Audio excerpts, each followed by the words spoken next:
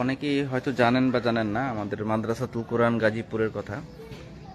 তো আমি এখানে এখনো ওইরকম ভাবে মাদ্রাসাতুল কোরআন গাজীপুরের কোনো প্রচারণা চালাতে পারিনি আমার নিজ এলাকায়। এটা সম্ভব মূলত আমরা দিয়েছিলাম প্রথমে বিআইডিসি, তো যারা চিনেন গাজীপুরে বিএমটিএফ বিআইডিসি, তো সেখানে দিয়েছিলাম।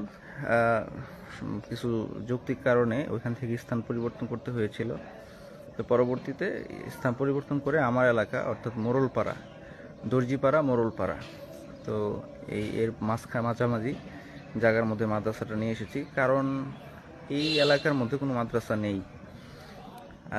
যেগুলি আছে সেগুলি বাজারের দিকে আছে, চত্বরবাজারের দিকে আছে, হাতিয়াপুর দিকে আছে, দর্জিবাড়িতেও একটা মনে হয় নতুন হয়েছে।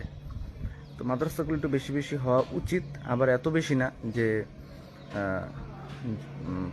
কোয়ালিটি ছাড়া শুধু টাকার স্বার্থে না হয়, সেটার মূল যে উদ্দেশ্য সেই উদ্দেশ্যটি যেন ঠিক থাকে। এরপর টাকা তো অবশ্যই দরকার, কিন্তু ওই টাকার জরুরত যতটুক সেভাবেই মানে ব্যয় করা হবে, বা টাকা যেগুলো আসবে সেগুলিকে ভালো কাজে লাগানো হবে, কিন্তু কোয়ালিটি ঠিক রেখে। তো আল্লাহ তাআলা আমাদেরকে এই কোয়ালিটি ঠিক রেখে